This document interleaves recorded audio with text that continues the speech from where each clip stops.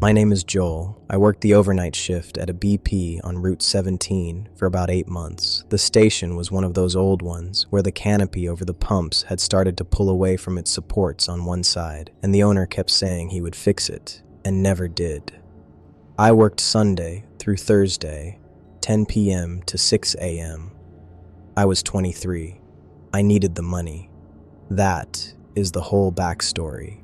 The thing I want to tell you about happened on a Wednesday in late October, a little after 2 a.m. A sedan pulled up to pump 3, dark blue, maybe black. Hard to tell under the orange canopy lights. It sat there for a minute without anyone getting out. That happens sometimes. People fall asleep at the wheel, pull in on instinct, and then have to remember where they are. I did not think much of it. Then the driver's side door opened and a man got out. He was ordinary looking, late 40s, work jacket, jeans, the kind of boots people wear when they actually work in them. He came inside, bought a coffee and a pack of gum, and paid cash. He did not make eye contact. He did not say anything beyond what the transaction required. He took his change and walked back out. I watched him through the window because that is what you do at 2 a.m. You watch. He got back in the car. He sat there. He did not start pumping gas. He had not prepaid, and the pump had not been activated. He just sat in the car with his coffee and did not move. After about 10 minutes, I went back to reorganizing the cigarette rack behind the register and mostly forgot about him. That was my mistake. 20 minutes later, I happened to look up, and the sedan was still there. Same pump, same position. The dome light inside the car was off. I could not see him clearly through the tinted glass, but I could make out the shape of him in the driver's seat. Upright, still. I picked up the desk phone and called out to the pump intercom. "Sir, are you going to be pumping gas tonight?" Nothing. I tried again. Nothing. I was weighing whether to go outside, which felt stupid at 2 a.m., when the back door of the sedan opened.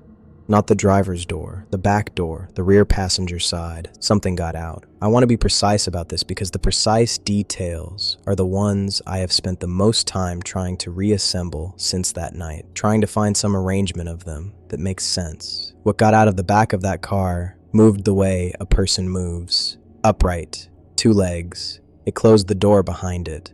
Those were all human things to do, but it was bent wrong at the middle, like the hinge of its torso was slightly too far up, so that its upper body tilted forward even when it was standing at full height. Its arms hung lower than arms should hang, and its head sat too far forward on its neck, carried out in front of its body instead of over it, so that from the side, its silhouette looked like a question mark. It stood beside the car for a moment, then it walked toward the store. I did not move. I did not call anyone. I want to tell you that I did something decisive in that moment, but the truth is that my brain locked, the same way a computer locks when you ask it to do too many things at once. I just stood behind the counter and watched it come.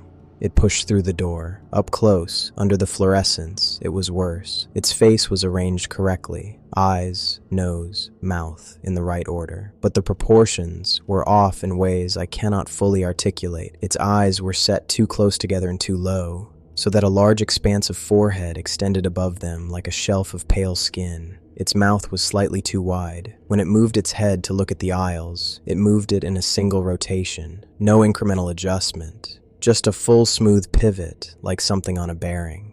It walked down the snack aisle. It picked up a bag of chips. It looked at it. It put it back. It did this with 4 different items. Picked them up, looked at them, replaced them exactly where they had been.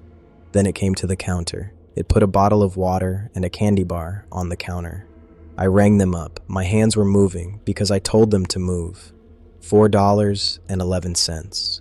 I said it out loud. My voice came out flat and steady, which I was grateful for even then. It reached into the jacket it was wearing, and I realized the jacket was the same as the man's jacket. Same brand, same color, same wear pattern on the left sleeve. It pulled out a folded bill and put it on the counter. A 5. I made change. It took the change. It took the water and the candy bar. It walked out. I stood at the register and did not move until I heard the sedan start up and pull out of the lot. Then I went to the bathroom and sat on the floor for a while. When I came back out, the $5 bill was still on the counter. I had not put it in the register. I picked it up and it felt normal. Paper, ink, nothing strange about it except for the fact that it was slightly damp, not from sweat, not from rain, from something else, something colder. I put it in the register. I stood there for a moment just breathing. The store looked exactly the same as it always did. The chip display, the cooler humming along the back wall, the lottery scratch-offs fanned out under the glass counter. Everything in its place, except that something had just walked through it. I went to the snack aisle. I wanted to check. I do not know exactly what I was hoping to find, or not find. The 4 items it had handled were back on their shelves. Doritos, a bag of pretzels, some kind of trail mix, a granola bar. All exactly where they belonged. No damage. No marks. I picked up the Doritos bag. The plastic was cold, much colder than the ambient air in the store, the same cold as the $5 bill. I put it back. I finished the shift. The man in the driver's seat was still in the car when it pulled out. I could see his silhouette. He was still upright, still not moving. He had been sitting in the same position for over an hour. His head had not turned. His hands had not moved. In the orange light of the canopy, he looked less like a man waiting and more like a photograph of one. I never saw the sedan again. The previous overnight clerk had quit without notice 6 weeks before I was hired. The owner told me she had left a note that just said she was not coming back. He thought it was a personal issue. I do not think it was a personal issue. I still have the shift log from that night. The transaction is in there. $4.11. 2:47 a.m. Cash. I do not know what was in that car. I do not know if the man in the driver's seat was alive. I do not know what the thing in the back was, or what it wanted with a bottle of water and a candy bar, or why it needed to look at 4 bags of chips before deciding. I have thought about that part specifically, the looking. It picked things up and examined them the way a child examines an object it has never encountered before, without context for what it is or what it is for. It was not shopping, it was studying. I just know that it was careful about putting things back exactly where it found them, and I think that means it had done this before.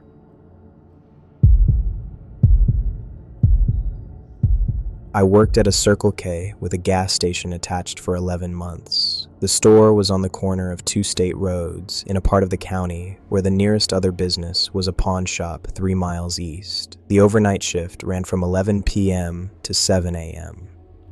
I was the only person in the building for the full 8 hours. My name is Carla, and I'm telling you this because I want it on record somewhere. I want someone to know what I saw. The walk-in cooler was in the back of the store, behind the beverage aisle. It was the kind with a glass-paneled door, so customers could see the drinks without opening it. The interior ran the length of the back wall, maybe 30 feet, with wire shelving on both sides, and a bare bulb fixture overhead that buzzed at a frequency I could feel in my back teeth. 3 months into the job, I started noticing that the bulb would flicker between 1 and 2 a.m. I mentioned it to the day manager. He said he would put in a work order. He did not put in a work order. The bulb kept flickering. Then in January, I noticed something else. When the bulb flickered, the shadows in the cooler moved wrong, not the way shadows move when a light fluctuates. That is a simple thing. Light goes down, shadow expands, light comes back, shadow contracts. What I was seeing was the shadow in the far left corner of the cooler moving independently of the light. While the bulb steadied, the shadow moved. While the bulb went out, the shadow stilled.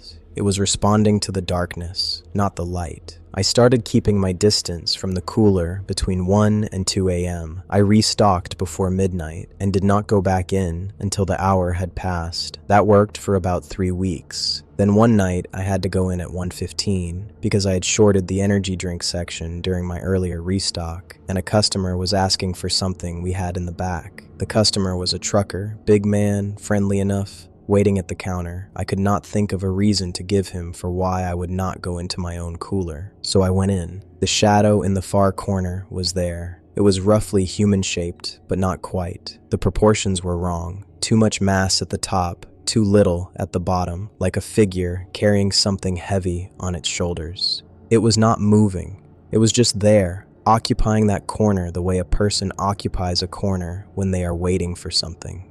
I got the energy drinks. 4 cases stacked under the bottom shelf. I had to crouch to reach them.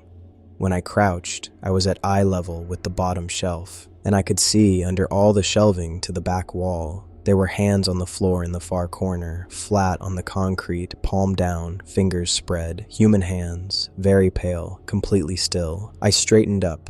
I picked up the cases. I walked out of the cooler. I put the cases on the counter, and I told the trucker the price, and I took his money, and I gave him his change, and I watched him drive away. And then I stood at the register for approximately 6 minutes before I could make myself breathe normally. I did not call the police. I want to be honest about that. I thought about it. I picked up the phone and I held it, and then I thought about what I would say, that there were hands on the floor of my walk-in cooler, that there was a shadow that moved against the light, that I needed someone to come out to a gas station at 1 a.m. to confirm that I had not lost my mind. I put the phone down. At 1:58 a.m., the shadow was gone. I know because I watched the cooler from the far end of the beverage aisle until it left. It did not leave all at once. It contracted the way a real shadow contracts when the source of darkness is removed, pulled back into the corner over about 4 minutes, and then it was just a corner again. I went back in at 2:15 to check the floor. The floor in the far corner was clean concrete, no hands, no marks, no blood. There was a smell though, faint, something cold and slightly organic, the way the inside of an old freezer smells when you first open it after a long time. Closed air and something that used to be fresh and is not anymore. After that night, I started keeping a mental log. What time it arrived, what time it left, whether it moved or stayed still, whether the hands were always in the same position. They were not always in the same position. Most nights, palm down, fingers spread, as I had first seen them. But twice, and I am certain about this, I came to the beverage aisle at 1:30, and the hands were palm up instead. Fingers loose, like something resting, like something that had decided to get comfortable. I did not go into the cooler on those 2 nights. I quit in September, not because of the shadow. I had made a kind of peace with the shadow, the same ugly practical peace you make with anything you cannot change. I quit because of the night in August, when the shadow was there at its usual time, and I was watching it from the beverage aisle, and it turned. Not its whole shape, just the upper portion, the way a person turns when something behind them makes a sound. There was nothing behind it. It was facing the back wall of the cooler. It turned toward the back wall, and then it was still for a long moment. And then it turned back. And then it turned toward the glass door of the cooler, toward me. I was 20 feet away. The glass was between us. The light was flickering. In the moment before the light went out completely, I saw it raise one of those pale hands from the floor. Not to wave, not to reach, just to raise. Palm out, flat, the way you hold your hand up when you want something to stop. The light went out for 3 seconds, and when it came back, the shadow was gone. I finished the shift. I went home. I called the store in the afternoon and told them I would not be coming back. The man who answered said, "Yeah, okay." He did not sound surprised.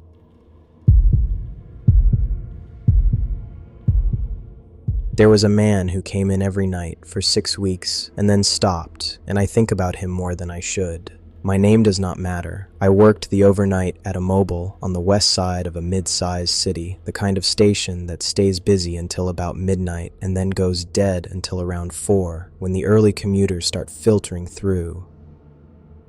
The dead hours were 12 to 4. 4 hours of me and the fluorescence and the sound of the highway a quarter mile over.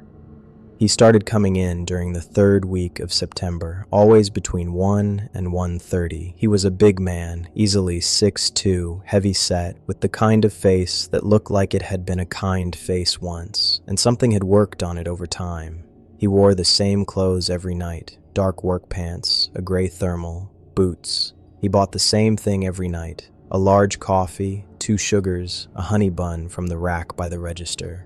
He paid cash. He always had the exact amount, which I noticed after the second or third visit. People do not usually have exact change. He always did, down to the cent. He never said much. We talked the way people talk at 1 a.m. at a gas station, about the weather, about the highway, about how slow the night was going. He told me his name was Marcus. He said he worked a late shift at a machine shop on the other side of town. He said the coffee here was better than the place closer to the shop. I believed him. He seemed like a real person. He seemed tired in the real way that real people are tired. The specific exhaustion of physical work done in the middle of the night. His hands looked like a working man's hands. Thick through the knuckles. A few old scars. The kind of calluses that take years to build. His voice had a flatness to it that I read as blue-collar and private. A man who did not volunteer things. I looked forward to his visits. Honestly, the dead hours are genuinely dead. Most nights between 1 and 4, I might see 2 or 3 customers total. Marcus was reliable. He was steady. He was there. The first thing I noticed that was wrong was in the 4th week.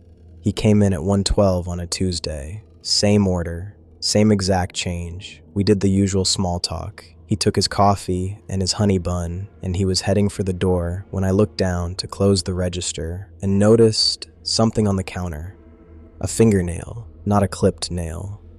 A whole fingernail, torn or pulled from the root, with a thin strip of dried skin still attached to the base. It was sitting on the counter, exactly where his hand had been when he put down the money. I looked up. He was already out the door. Through the window, I watched him get into his car, a brown Cutlass. I had seen it dozens of times, and pull out. I threw the nail away. I lysoled the counter. I told myself it was just an injury, that he had caught his hand on something at work, that it was gross but explainable. The next night, he came in at 1:08, same order, same exact change. When he put the money on the counter, I looked at his hands. All 10 fingers were intact. No injury, no bandage, no mark. I did not say anything. The second thing I noticed was in the 5th week, on a Thursday. He came in at his usual time. We did the usual thing. He was at the coffee station with his back to me, and I was watching out of pure habit.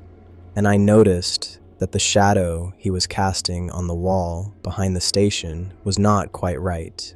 It was slightly too large for him, not dramatically. If I had not been staring at him every night for 5 weeks, I would not have caught it. But the shadow's shoulders were broader than his, and the head sat differently on the neck, tilted at an angle his head was not tilted at. The shadow was doing something his body was not doing. He turned around with his coffee, and the shadow moved with him, and the wrongness vanished, and I stood there trying to decide if I had imagined it. I had not imagined it. The last night he came in was a Friday, in late October. He came in at 1:19. He looked the same as always. Same clothes, same tired face, same easy walk. He got his coffee, he came to the counter, he put down the honey bun, and then he looked at me in a way he had never looked at me before. Directly, fully. The previous 5 weeks, he had done what people do. Glanced, made brief eye contact, looked away. This time he just looked at me and did not look away, and the quality of it was wrong in a way I am going to try to describe accurately.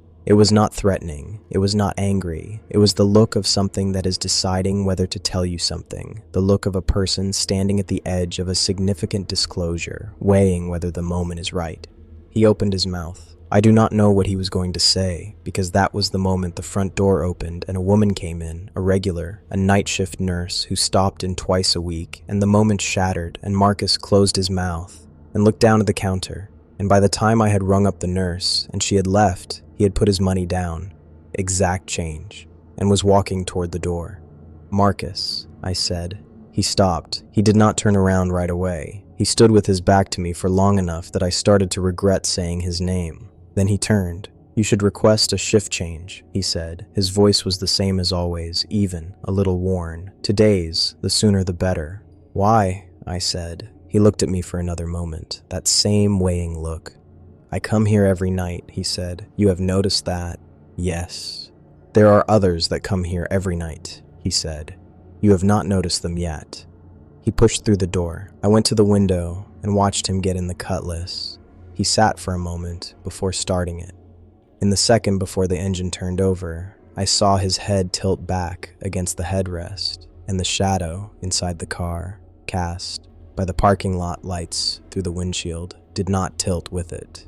He drove away. I transferred to the day shift 3 weeks later. I told my manager it was a scheduling issue. I have worked days ever since. The machine shop Marcus mentioned, I looked it up about a month after I transferred. There is a machine shop on the west side of town, one of the only ones. I called the number listed. A man answered. I asked if they ran a night shift. He said they had not run nights in almost 2 years, that business had slowed, and it was not worth the overhead. I thanked him and hung up. I have thought about what Marcus said, about others coming in every night that I had not noticed. I have thought about what I might have seen if I had stayed, whether I would have been able to tell them from people, the way I eventually learned to tell Marcus apart from people. Slowly, in fragments, one wrong detail at a time. The thing that stays with me is how long it took. 6 weeks. He came in 6 weeks before I noticed anything wrong at all, and even then I almost explained it away. The fingernail, the intact hand the following night. I told myself I had been mistaken. I told myself I was tired. That is how good he was at it, or how good it was at being him. I am not sure those are different things. I do not know what he was. I do not know if he was warning me or threatening me or something else entirely. I know that he always had exact change. I know his shadow was not his. And I know that for 6 weeks, whatever he was, he came to that store every night between 1 and 1:30 and bought a coffee and a honey bun and sat in his car for a moment before driving away. And I stood behind the register and made small talk with him and thought he was a person. I still catch myself wondering if he was trying to be one.